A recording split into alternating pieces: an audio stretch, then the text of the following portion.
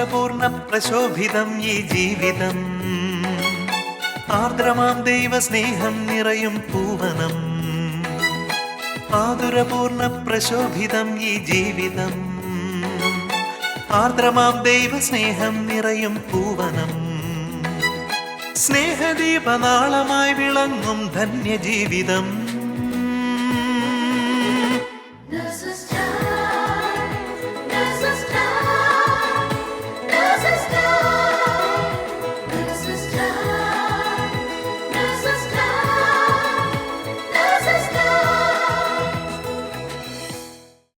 ഈശോ മിശിഹായ്ക്ക് സ്തുതിയായിരിക്കട്ടെ.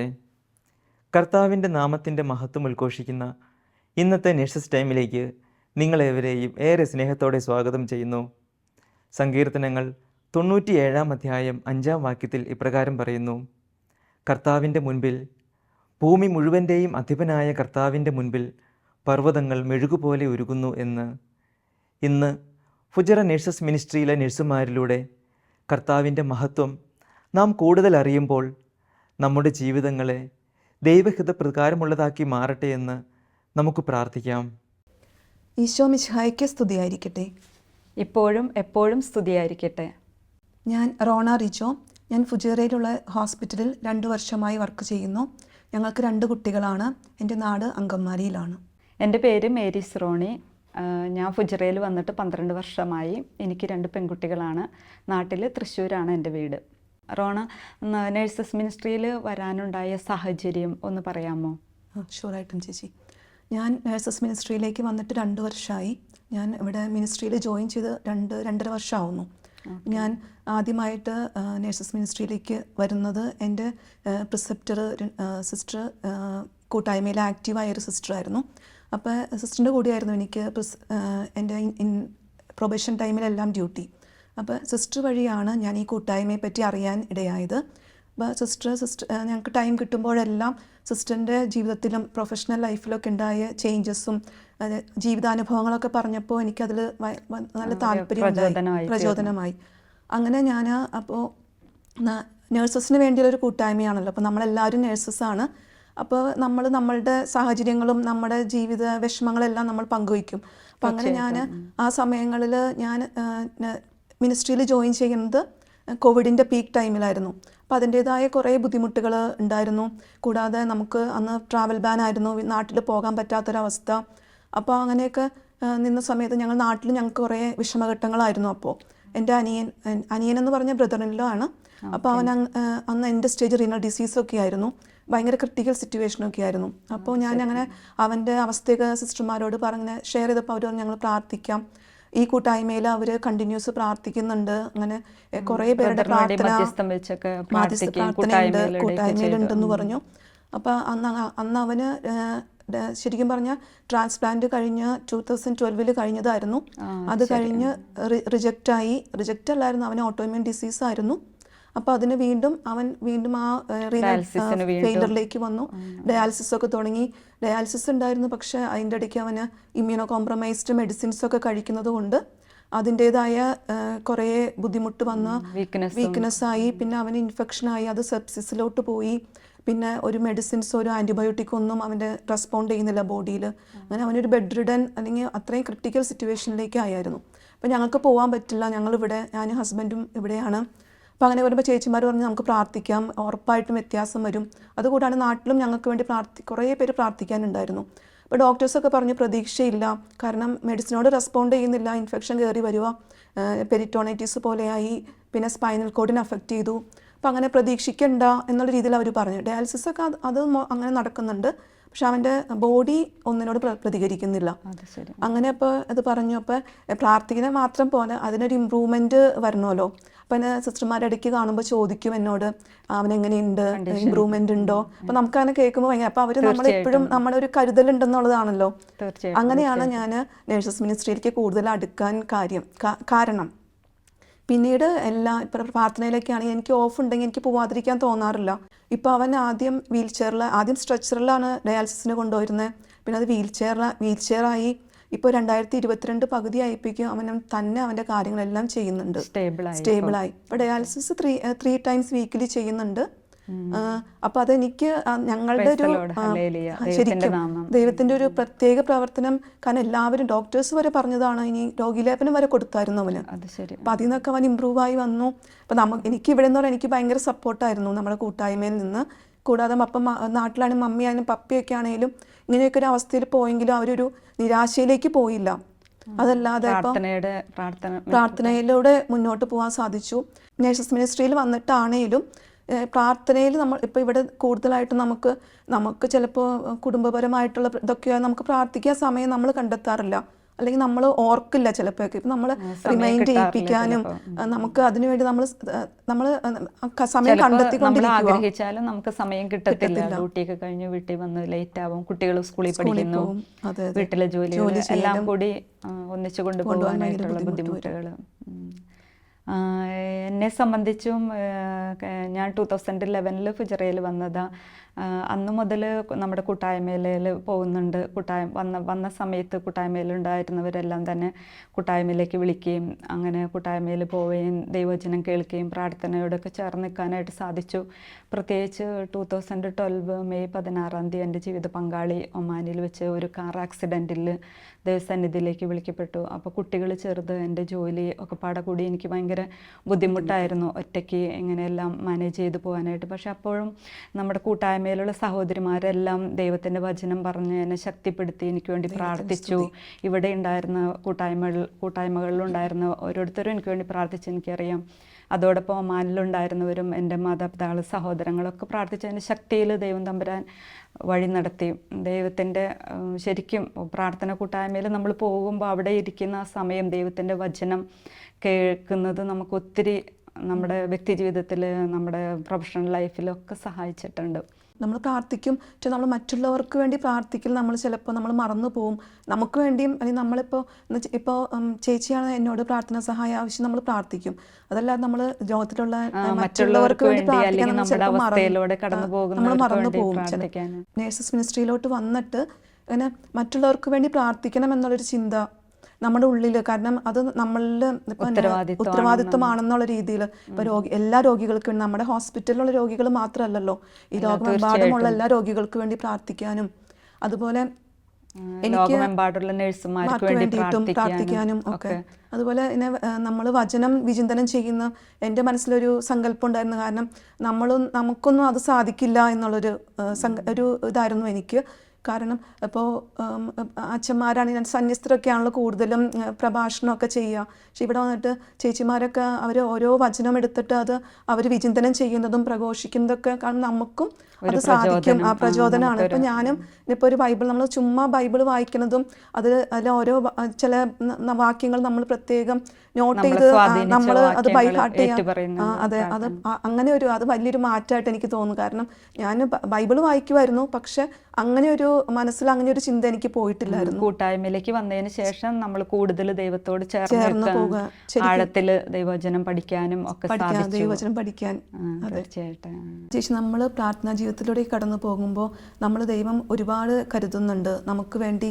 എപ്പോഴും ബൈബിൾ തന്നെ പറയുന്നുണ്ട് നമ്മുടെ നന്മയ്ക്ക് വേണ്ടിയിട്ടാണ്, അതല്ലാതെ നമ്മുടെ നാശത്തിനും നമ്മുടെ ക്ഷേമത്തിനുള്ള പദ്ധതിയാണ് എപ്പോഴും ഈശോ നമുക്ക് വേണ്ടി കരുതുന്നത്. തീർച്ചയായിട്ടും എൻ്റെ ശരിക്കുള്ളൊരു അനുഭവം പറയാം. 2018 എനിക്ക് ഞങ്ങൾക്ക് ദൈവം നല്ലൊരു ഭവനം തന്ന് അനുഗ്രഹിച്ചു. ഒരിക്കലും എൻ്റെ സ്വപ്നത്തിൽ പോലും അതുണ്ടായിരുന്നില്ലായിരുന്നു. മീൻസ് അത്രയും നല്ലൊരു ഭവനം മേടിക്കാൻ പറ്റുമെന്ന്. ഒരു ഭവനം ഞാനും കൊച്ചങ്ങളും ആഗ്രഹിച്ചിരുന്നു. പക്ഷെ ഞങ്ങൾ ആഗ്രഹിച്ചതിലുപരിയായിട്ട് ദൈവം തമ്പുരാൻ ഞങ്ങൾക്ക് നല്ലൊരു ഭവനം തന്ന് അനുഗ്രഹിച്ചു. ഇപ്പോഴും ഞാൻ ഓർക്കുന്നു, സങ്കീർത്തനം 121:1 പ്രകാരം പറയുന്നു, ഞാൻ പർവ്വതത്തിലേക്ക് കണ്ണുകൾ ഉയർത്തുന്നു, എനിക്ക് സഹായം എവിടെ നിന്ന് വരുന്നു? എനിക്ക് സഹായം ആകാശവും ഭൂമിയും സൃഷ്ടിച്ച കർത്താവിൽ നിന്ന്. ഞങ്ങളെ സംബന്ധിച്ച് ആ വചനം തീർച്ചയായിട്ടും നിറവേറി.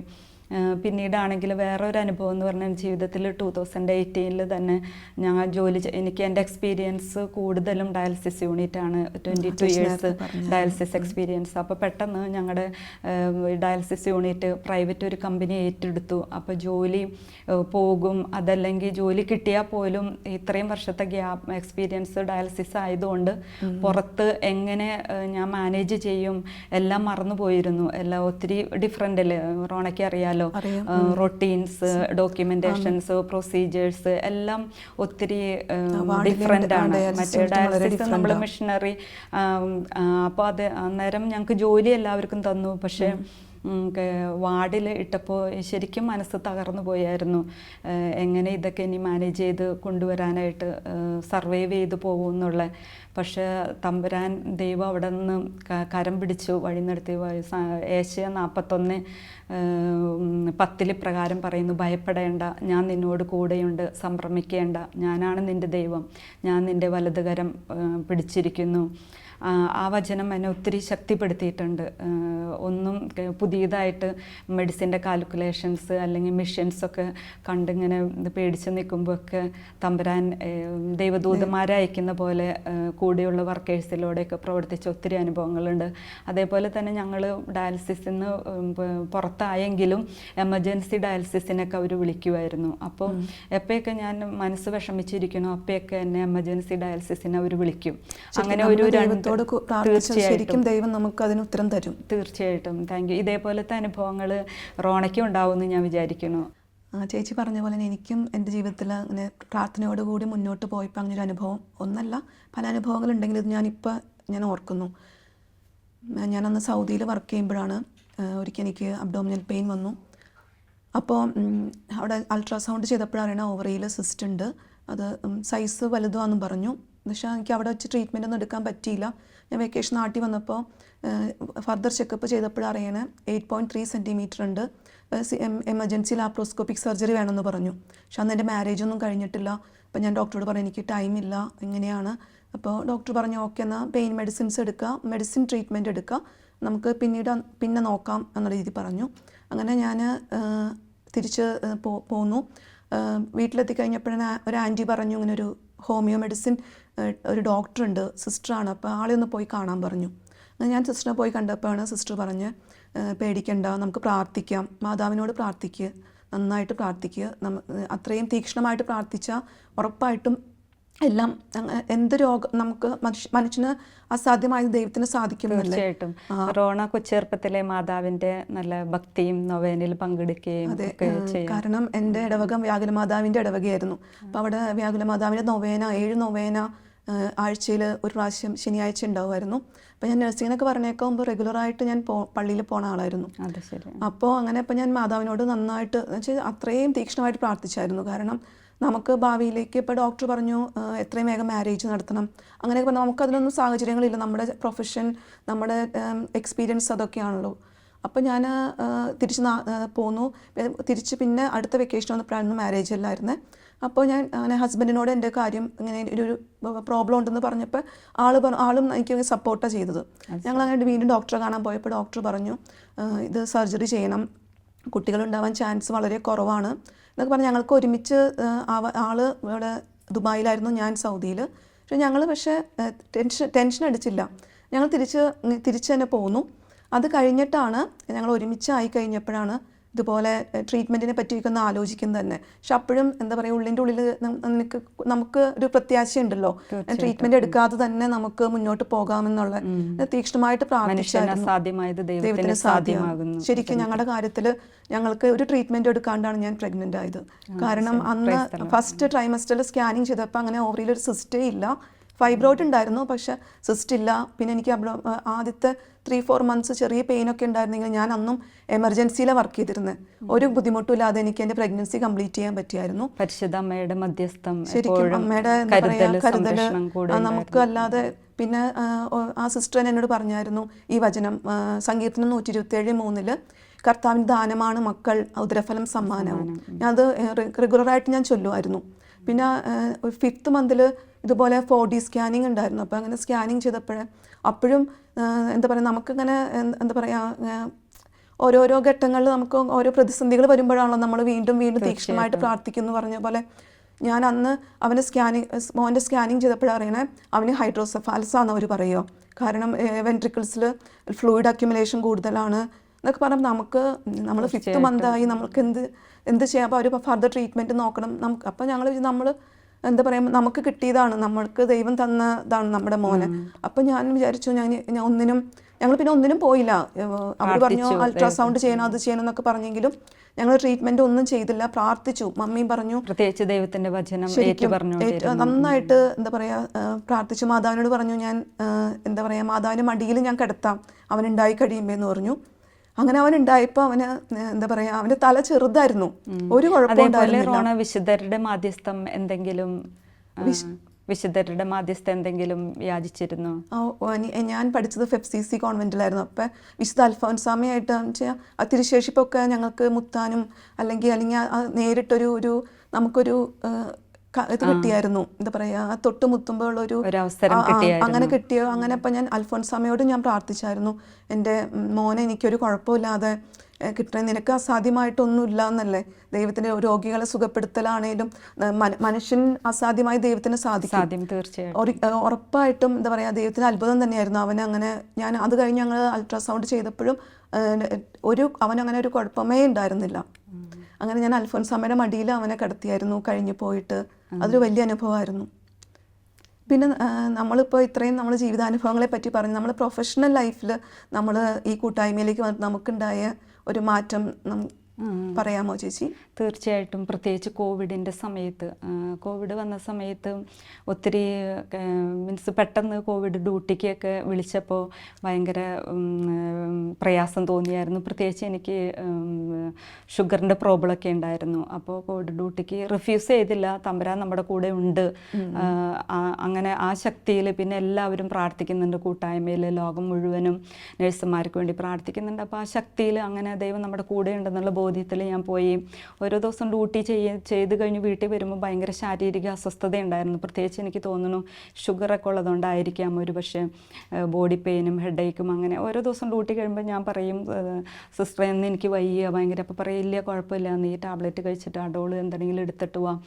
അങ്ങനെ പിന്നെ അന്ന് എല്ലാവർക്കും പേടിയുള്ള ഒരു സമയമല്ലേ. ദൈവം എനിവേ കർത്താവിൻ്റെ കൃപയിൽ കൊണ്ട് എല്ലാവരുടെയും പ്രാർത്ഥന സഹായം കൊണ്ട് 10 മാസത്തോളം കോവിഡ് ഡ്യൂട്ടി എനിക്ക് ചെയ്യാനായിട്ട് സാധിച്ചു. ആ സമയത്ത് പ്രത്യേകിച്ച് എൻ്റെ അതിലുപരിയായിട്ട് എനിക്ക് അറിയാൻ സാധിച്ചു, ഈ നമ്മൾ ഫുൾ PPE ഇട്ട് N95 മാസ്ക് വെച്ച് കവറോളൊക്കെ വെച്ച് നമ്മൾ അനുഭവിച്ച ഒരു ബുദ്ധിമുട്ടുകൾ, ഒരു ശ്വാസത്തിന് വേണ്ടി എന്തുമാത്രം. ഞാനും 1.5 വർഷത്തോളം കോവിഡ് ഡ്യൂട്ടി ആയിരുന്നു. അതെന്ന് പറഞ്ഞാൽ ക്രിട്ടിക്കൽ കെയർ യൂണിറ്റിലായിരുന്നു ഡ്യൂട്ടി ആയിരുന്നത്. അതിപ്പോൾ ഒരു ദിവസം ICUലാണെങ്കിൽ അടുത്ത ദിവസം CCU ആയിരിക്കും. എല്ലായിടത്തും കോവിഡ് പേഷ്യൻസ് തന്നെ. ഈ 12 അവേഴ്സും ഫുൾ PPEയിൽ കവറോളിട്ട് നിൽക്കുക എന്ന് പറഞ്ഞാൽ അതും എപ്പോഴും പേഷ്യൻ്റ് സൈഡിലേയും തന്നെയായിരിക്കും. പേഷ്യൻറ്റിനെ ടേൺ ചെയ്യാനും നമ്മളങ്ങോട്ട് നമുക്ക് തന്നെ എന്താ പറയാ ഒരു ശക്തിയില്ലാത്തൊരു അവസ്ഥ വന്ന സമയങ്ങളൊക്കെ ഉണ്ടായിട്ടുണ്ട്. ശരിക്കും അതൊക്കെ 1.5 വർഷം കടന്നുപോയ എങ്ങനെയാന്ന് നമ്മുടെ കൂടെ ഉണ്ടായിരുന്നു. നമ്മൾ നോക്കിയ രോഗികളുടെ കൂടെ ഉണ്ടായിരുന്നു. നമുക്ക് അവർക്ക് വേണ്ടി പ്രാർത്ഥിക്കാനായിട്ട് സാധിച്ചു. അങ്ങനെയുള്ള രോഗികളെ ശുശ്രൂഷിക്കാനായിട്ട് എന്നും പോകുമ്പോൾ അത്രയും എന്താ പറയാ പ്രാർത്ഥിച്ചിട്ടാണ് പോകുക. കാരണം നമ്മുടെ തിരുരക്ത സംരക്ഷണത്തിൽ രോഗീനെ അത്രയും പൊതിഞ്ഞ് കാത്തുകൊള്ളണേ. കാരണം എന്താ പറയാ ഒരു ദിവസം ചെല്ലുമ്പോൾ ആ കംപ്ലൈന്റ് ആ ബുദ്ധിമുട്ടുകളായിരിക്കില്ല. വെന്റിലേറ്റർ പേഷ്യൻസ് എപ്പോൾ വേണമെങ്കിലും കോവിഡ് പേഷ്യൻസിന്റെ ചേഞ്ചസ് പെട്ടെന്നാണ്. എന്താ സംഭവിക്കുന്നതെന്ന് ചിലപ്പോൾ പെട്ടെന്നായിരിക്കും അറസ്റ്റ് അടിക്കുക. അപ്പം നമുക്ക് ആ സമയത്ത് ആ സിറ്റുവേഷൻ എങ്ങനെ മാനേജ് ചെയ്യാം. അധികം സ്റ്റാഫ് ഷോർട്ടേജ്. അതുപോലെ തന്നെ ഞാൻ ഈ കോവിഡ് ഡ്യൂട്ടി ചെയ്തുകൊണ്ടിരിക്കുന്ന സമയത്തായിരുന്നു അന്ന് നമ്മളെ ഫീൽഡ് ഹോസ്പിറ്റൽസിലോട്ട് ഷിഫ്റ്റ് ചെയ്യുമായിരുന്നല്ലോ. അപ്പം ഞാൻ ഇവിടെ വന്നിട്ട് അന്ന് പ്രൊബഷൻ കഴിഞ്ഞിട്ടില്ല, 2 മന്ത്സേ ആയിട്ടുണ്ടായിരുന്നുള്ളൂ. അപ്പം ഇവിടെ പരിചയമായി വരുന്നേ ഉള്ളൂ. അതും കോവിഡ് ഡ്യൂട്ടിയാണ്. ഹസ്ബൻഡ് അബുദാബിയിലാണ് വർക്ക് ചെയ്യുന്നത്, ഞാനും പിള്ളേരും മാത്രമേ ഇവിടെയുള്ളൂ. അപ്പോഴൊരു ദിവസം എന്നോട് പറയാം, അന്ന് വേറെ ഫീൽഡ് ഹോസ്പിറ്റലിലേക്ക് പോകണം. അപ്പോൾ ഇവിടെ നിന്ന് വെളുപ്പിനെ പോകണം, പിന്നെ എപ്പോഴാണ് വളരെ വൈകിയാണ് തിരിച്ചു വരുന്നത്, ഓഫ് കുറവ്. അപ്പോൾ ഞാൻ പ്രാർത്ഥിച്ചു, എൻ്റെ സാഹചര്യം നിനക്കറിയാലോ, കാരണം ഞാൻ മാത്രമേ ഉള്ളൂ കുട്ടികളുടെ അടുത്ത്. അപ്പോൾ അങ്ങനെ എന്താ പറയുക ഇവിടെയാണെങ്കിലും എനിക്ക് ഇവിടുത്തെ കോവിഡ് ഡ്യൂട്ടി ആണെങ്കിലും ഞാൻ ചെയ്യാൻ റെഡിയാണ്. പക്ഷെ ഇപ്പോൾ ദൂരേക്കാവുമ്പോൾ നമുക്ക് ഭയങ്കര ടെൻഷനും സ്ട്രെസ്സും ഒക്കെ. അങ്ങനെ ഞാൻ പ്രാർത്ഥിച്ചു. എന്നാലും നിൻ്റെ ആഗ്രഹം എന്താണോ അതുപോലെ നടക്കട്ടെ എന്ന് ഞാൻ പ്രാർത്ഥിച്ചു. അത് കഴിഞ്ഞ് ഒരു ദിവസം രാവിലെയാണ് എന്നെ ഇൻഫോം ചെയ്യുന്നത്. പിറ്റേ ദിവസം എനിക്ക് ഓഫായിരുന്നു. പിറ്റേ ദിവസം ഉച്ചയായപ്പോൾ എന്നോട് പോകണ്ട, ഞാൻ ഇവിടെ തന്നെ ഐസൊലേഷൻ കോവിഡിൽ വർക്ക് ചെയ്താൽ മതി എന്ന് എൻ്റെ ഹോസ്പിറ്റലിൽ തന്നെ പറഞ്ഞു. അതൊക്കെ എനിക്ക് വലിയൊരു അനുഭവമായിരുന്നു. ഞാൻ ഒത്തിരി ദൈവത്തിനോട് നന്ദി പറയുന്നു. കാരണം അങ്ങനെ നമ്മുടെ സാഹചര്യം അനുസരിച്ച് നമുക്ക് എന്താണോ ഏറ്റവും നല്ലത് അതേ നമുക്ക് ഈശോ നമുക്ക് സാധിച്ചു തരുള്ളൂ. പൂർണ്ണമായിട്ട് ഞാൻ അതിൽ വിശ്വസിക്കുന്നുണ്ട്. ചേച്ചി നമ്മൾ കൂട്ടായ്മയിലേക്ക് വന്നതിന് ശേഷമാണ് നഴ്സിംഗ് പ്രൊഫഷൻ എന്നുള്ള രീതിയിനേക്കാൾ കൂടുതൽ നേഴ്സ് എന്ന രീതിയിൽ നമുക്ക് കുറേ കാര്യങ്ങൾ ചെയ്യാനുണ്ടെന്ന് മനസ്സിലായത്. ഒരു രോഗിക്ക് മരുന്നിനേക്കാൾ കൂടുതൽ സാന്ത്വനവും നമ്മുടെ ചിലപ്പോൾ നമ്മുടെ ഒരു വാക്കായിരിക്കാം ചിലപ്പോൾ അവരെ കൂടുതൽ സാന്ത്വനപ്പെടുത്തുന്നതും അവരെ സൗഖ്യപ്പെടുത്തുക, അവരെ മനസ്സുകൊണ്ട് അവരെ പാകപ്പെടുത്തുക. അപ്പോൾ കൂടുതലും നമുക്ക് ഈ കോവിഡ് ഡ്യൂട്ടി ടൈമിലാണ് അത് നമുക്ക് കൂടുതൽ ആശ്വാസം നമ്മളിൽ നിന്ന് അത് ഒരു നേഴ്സ് എന്ന രീതിയിൽ നമുക്ക് കൂടുതൽ അവരോട് ഇടപഴകാനും അവർക്ക് എന്താണോ സാന്ത്വനമായിട്ട് വരിക. കാരണം കോവിഡ് എന്ന് പറയുമ്പോൾ ഒരു ഐസൊലേറ്റഡ് ഡിസീസായിരുന്നു. അവർക്ക് അവരുടെ ഫാമിലി ഇല്ല, അവരൊറ്റപ്പെട്ട് അവരുടെ മെൻ്റൽ സ്ട്രെസ്സിനെ ആരോഗ്യത്തേക്കാൾ കൂടുതൽ മെൻ്റൽ സ്ട്രെസ്സും ടെൻഷനുമാണ്. എന്താണ് ഈ നെക്സ്റ്റ് എന്താ സംഭവിക്കുക? കാരണം നമ്മൾക്ക് കോവിഡിൻ്റെ ആദ്യ സമയങ്ങളിലെല്ലാം ഒരു നെഗറ്റീവ് ഇമ്പാക്റ്റ് ആയിരുന്നു എപ്പോഴും ഉണ്ടായിരുന്നത്. കാരണം മരിക്കും, അല്ലെങ്കിൽ ഞാൻ അതിൽ നിന്ന് രക്ഷപ്പെട്ടു പോകില്ല എന്ന്. ഞാൻ കൂടുതലും ICUലാണ് കോവിഡ് ടൈമിൽ വർക്ക് ചെയ്തിരുന്നത്. 1.5 വർഷത്തോളം ഞാൻ കോവിഡ് ഡ്യൂട്ടി തന്നെയായിരുന്നു. പല സിറ്റുവേഷനുള്ള പേഷ്യൻസ് ഞാൻ കണ്ടിട്ടുണ്ട്. വെന്റിലേറ്ററിലായാലും അതിനു മുമ്പ് ഹൈ ഫ്ലോ, നോൺ ഇൻവേസീവ് ആണെങ്കിലും. കാരണം പേഷ്യൻസ് കുറേ സ്ട്രഗിൾ ചെയ്യുന്ന സമയത്ത് അവർക്ക് ചെയ്തു കൊടുക്കാൻ പറ്റുന്ന അവരെ പൊസിഷനിങ് ആണെങ്കിലും അവർക്കൊന്നും തന്നെ ചെയ്യാൻ പറ്റില്ല. ഒരു വെള്ളം കുടിക്കണമെങ്കിൽ പോലും അവർക്കത് ആ മാസ്ക് ഊരിയിട്ട്, അപ്പം ശ്വാസം കിട്ടാത്തൊരവസ്ഥയാണല്ലോ. ആ മാസ്ക് ഊരിയിട്ട് ഒരു ചെറിയ സമയത്താണെങ്കിൽ പോലും വെള്ളം കുടിക്കുന്ന സമയത്തെ അവരുടെ സാച്ചുറേഷൻ ഡ്രോപ്പായി പോവും. അങ്ങനെയൊക്കെ ഒരു അവസ്ഥയിൽ കൂടെയാണ് ആ സമയങ്ങളിലൊക്കെ കടന്നു പോയിരുന്നത്. അപ്പോഴൊക്കെ നമുക്കൊരു ശക്തി ആ പ്രാർത്ഥനയിലൂടെ കൂട്ടായ്മയിലൂടെ മുന്നോട്ട് പോയപ്പോഴാണ് നമുക്ക് ആ ഒരു ശക്തിയും ഒരു ധൈര്യമൊക്കെ അവരെ എങ്ങനെ ആ സിറ്റുവേഷൻ മാനേജ് ചെയ്യാൻ പറ്റും എന്നുള്ളൊരു ശക്തി നമുക്ക് കിട്ടിയത്. എൻ്റെ കാര്യത്തിൽ എനിക്കത് ഭയങ്കര ഒരു അനുഭവമായിരുന്നു. കാരണം ഞാൻ ഭയങ്കര എന്ന് വെച്ച് കഴിഞ്ഞാൽ നമ്മൾ നേഴ്സിങ്ങിലേക്ക് കടക്കുമ്പോൾ ഉള്ള ഒരു ടെൻഷനും, കാരണം നമ്മൾ ഹാൻഡിൽ ചെയ്യുന്നത് അങ്ങനത്തെ പേഷ്യൻസാണ്.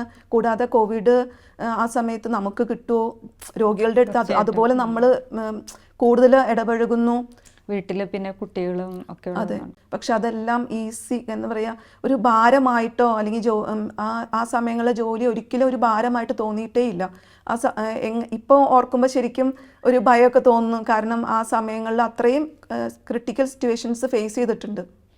ചേച്ചിക്ക് അങ്ങനെ ഡയാലിസിസ് കൂടാണ്ട് കോവിഡ് ടൈമിൽ എന്തെങ്കിലും എക്സ്പീരിയൻസ് പറയാനുണ്ടോ? തീർച്ചയായിട്ടും ഉണ്ട് റോണ. ഞാൻ കോവിഡ് തുടങ്ങിയ സമയത്ത് ഞങ്ങളന്ന് ഷോർട്ട് സ്റ്റേ എന്നാണ് പറയുക. അപ്പോൾ പേഷ്യൻസും സ്റ്റാഫും മാത്രമായിട്ട് ഇങ്ങനെ ലോക്ക്ഡൗൺ ആയിട്ട് ഉള്ളൊരു കോവിഡ് തുടങ്ങുന്ന സമയത്ത് ഡോക്ടേഴ്സ് പോലും കൺസൾട്ടൻ്റൊന്നും അങ്ങോട്ട് വരത്തില്ല. ഡോക്ടേഴ്സ് വന്നാൽ പോലും അവരൊത്തിരി മാറി നിന്നിട്ടുള്ള ഒരു അനുഭവമായിരുന്നു. അപ്പോൾ ആ സമയത്ത് പേഷ്യൻസിൻ്റെ അടുത്ത് നമ്മൾ മാത്രമേ ഉള്ളൂ. അവരുടെ റിലേറ്റീവ്സിന്, പാരൻസിനോ, ഫ്രണ്ട്സോ ആർക്കും കടന്നു വരാൻ പറ്റത്തില്ല. ആ സമയത്തൊക്കെ നമ്മൾ അവർക്ക് വേണ്ട എല്ലാ സഹായങ്ങൾ ചെയ്തു കൊടുക്കുമ്പോൾ അവർ ഭയങ്കര ആകാംക്ഷയോടുകൂടി നമ്മളെ നോക്കുന്നതും അവർക്ക് ഓരോന്ന് ചെയ്തു കൊടുക്കുമ്പോഴും നമ്മളത് ആ രോഗികളിൽ ദൈവത്തെ കാണാൻ പറ്റി. നഴ്സിംഗ് അത് നമ്മുടെ ഇതൊരു പ്രൊഫഷൻ മാത്രമല്ല, ഒരു ദൈവവിളിയാണ്. നമ്മൾ ചെയ്യുന്നതൊക്കെ ദൈവത്തിന് വേണ്ടിയാണ്. അതേപോലെ തന്നെ ആ സ്ഥാനത്ത് നമ്മളായിരുന്നെങ്കിൽ അപ്പോൾ അതൊക്കെ തിരിച്ചറിയാനും അവർക്ക് നന്നായിട്ട് അവരോട് അവരുടെ ആവശ്യങ്ങളൊക്കെ നിറവേറ്റി കൊടുക്കാനായിട്ട് സാധിച്ചു. അതൊക്കെ ശരിക്കും ഞാൻ ഓർക്കുന്നുണ്ട്. അതൊക്കെ നമ്മൾ കൂട്ടായ്മയിൽ ദൈവവചനം കേൾക്കുകയും അതോടൊപ്പം നമ്മൾ ഡ്യൂട്ടിക്ക് പോകണയ്ക്ക് മുമ്പ് ജപമാല ചൊല്ലി നമ്മൾ പോവുകയും പിന്നെയാണെങ്കിലും അവിടെ ചെന്ന് കഴിയുമ്പോൾ നമുക്ക് കിട്ടുന്ന പേഷ്യൻസിനെ എല്ലാം നമ്മൾ പരിശുദ്ധ അമ്മയുടെ വിമല ഹൃദയം വഴി ഈശോയുടെ തിരുഹൃദയത്തിന് സമർപ്പിച്ച് പ്രാർത്ഥിക്കുമ്പോഴൊക്കെ ഒത്തിരി അത്ഭുതങ്ങൾ, അടയാളങ്ങളൊക്കെ കാണാൻ സാധിച്ചിട്ടുണ്ട്. ചിലപ്പോഴൊക്കെ മീൻസ് ഒത്തിരി കോംപ്ലിക്കേഷൻസിലേക്ക് പോകാവുന്നത് നമ്മൾ അൺഎക്സ്പെക്റ്റഡായിട്ട് നമുക്കുള്ളിലൊരു ഉൾപ്രേരണ, ആരോ എന്തോ അങ്ങ് നോക്ക് ചെല്ല് എന്നുള്ള ഒരു തോന്നൽ വരും. അപ്പം ചെന്ന് നോക്കുമ്പോൾ അവർ ഡീസാച്ചുറേഷൻ ഉണ്ടാവും. ചിലപ്പോൾ അതല്ലെങ്കിൽ ചിലർക്ക് ഈ ബൈപ്പാപ്പ്, ഹൈ ഫ്ലോ ഒക്കെ വെച്ച് കഴിയുമ്പോൾ ഭയങ്കര ബുദ്ധിമുട്ടാണ്. അപ്പോൾ അവർ മാസ്ക് ഊരി വെച്ചിട്ട് ഓൾറെഡി ഡീസാച്ചുറേഷൻ ആയിരിക്കും. അപ്പോൾ നമ്മൾ ഓടിച്ചെന്ന് അത് മാസ്ക് വീണ്ടും വെച്ച് പിന്നെ അവരുടെ SPO-ടൊക്കെ നമ്മൾ ABG ഒക്കെ ചെക്ക് ചെയ്യലും അങ്ങനെ ഒത്തിരി സഹായിക്കാൻ. അതെല്ലാം കഴിഞ്ഞ് ഈ പേഷ്യൻസ് ഡിസ്ചാർജായി പോകുമ്പോൾ അവരുടെ ആ നന്ദി പ്രകടനങ്ങൾ അതൊക്കെ നമ്മൾക്കൊക്കെ ഒത്തിരി സ്വാധീനിച്ചിട്ടുണ്ട്. അതെല്ലാം കാണുമ്പോൾ ഒത്തിരി എന്താ പറയുക, ദൈവത്തിന് ശരിക്കും നന്ദി പറയാനായിട്ട് സാധിക്കും. അതേപോലെ തന്നെ നമ്മളൊരു ചെറിയ കാര്യമാണെങ്കിൽ അവർക്ക് ചിലരൊക്കെ ആ സമയത്ത് ഭക്ഷണം കഴിക്കാനൊന്നും തോന്നത്തില്ല. അപ്പോൾ ഇവർ ഭക്ഷണമൊക്കെ വന്നാൽ പോലും അത് അവിടെ വെച്ചേക്കും. അത് കഴിഞ്ഞിട്ട് പിന്നെ നമ്മളോട് ഒന്ന് ചൂടാക്കി തരുമോ എന്നൊക്കെ ചോദിച്ചാൽ നമ്മളത് ചൂടാക്കിയൊക്കെ കൊടുക്കുമ്പോൾ അവർക്ക് അവരുടെ ഒരു സന്തോഷം. അപ്പം നമ്മൾ ആ പ്രൊഫഷനേക്കാളും കൂടുതൽ മീൻസ് ചെറിയ കാര്യങ്ങളാണെങ്കിൽ പോലും അത് അവർക്ക് വലിയ കാര്യങ്ങളായിട്ട് നമുക്ക് മീൻസ് ചെയ്തു കൊടുക്കാനായിട്ട് സാധിച്ചു. അതൊക്കെ നമ്മൾ ഈ കൂട്ടായ്മയോട് ചേർന്ന് നിൽക്കുന്നത് കൊണ്ട് നമുക്കുള്ള ഒരു ബെനിഫിറ്റായിട്ട് ഞാൻ കാണുന്നു. അല്ലെങ്കിൽ നമ്മൾ സാധാരണ രോഗികളെ നോക്കുന്ന പോലെ നമുക്ക് വേണമെങ്കിൽ അങ്ങനെയൊക്കെ ചെയ്യാതിരിക്കാം എന്ന് വെച്ച് പ്രത്യേകിച്ച് ഐസൊലേറ്റഡ് ഏരിയയിൽ നമ്മൾ PPE ഇട്ട് ഒത്തിരി പ്രാവശ്യം നമ്മൾ എക്സ്പോസ് ചെയ്യരുതെന്നാണ് നമ്മളോട് പറയാം. പക്ഷെ നമ്മൾ ദൈവത്തോട് ചേർന്നിരിക്കുന്നത് കൊണ്ട് നമ്മൾ അതൊക്കെ അവഗണിക്കും.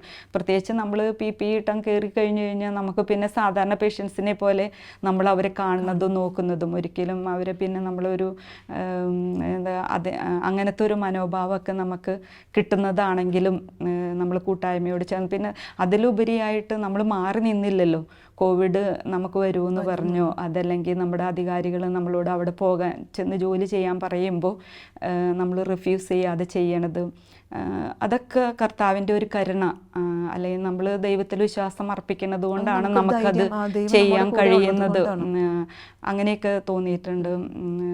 പിന്നെ ഒത്തിരി അനുഭവങ്ങളുണ്ട്. ഇവൻ ഡയാലിസിസ് യൂണിറ്റിലാണെങ്കിലും ചിലപ്പോഴൊക്കെ ഡയാലിസിസ് ഇതേപോലെ 4-5 പേഷ്യൻസിനെയൊക്കെ നമുക്ക് കിട്ടും. അപ്പോൾ നമുക്ക് ഒരു പേഷ്യൻറ്റ് മാത്രം ക്ലോസ് ഒബ്സർവേഷൻ അല്ല, നമ്മൾ മാറി ഉണ്ടല്ലോ. അപ്പോൾ ചില പേഷ്യൻസൊക്കെ സ്റ്റേബിളായിട്ടായിരിക്കും ഇരിക്കുന്നത്. പക്ഷെ നമ്മൾ വേറെ ഏതെങ്കിലും പേഷ്യൻ്റെ അടുത്ത് നിൽക്കുമ്പോഴായിരിക്കും ചിലപ്പോൾ ഈ പേഷ്യൻറ്റ് ഹൈപ്പോയിലേക്ക് പോകണത്.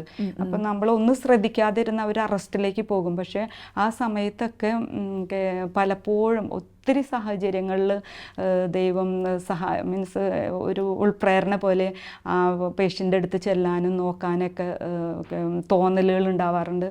മിക്കവാറും അങ്ങനെ ചെല്ലുമ്പോൾ സിവിയർ ഹൈപ്പോടെൻഷനിലേക്ക് പോയി പേഷ്യൻ്റ് അറസ്റ്റ് അടിക്കുന്നതൊക്കെ മീൻസ് തടഞ്ഞു നിർത്താനായിട്ട് സാധിച്ചിട്ടുണ്ട്.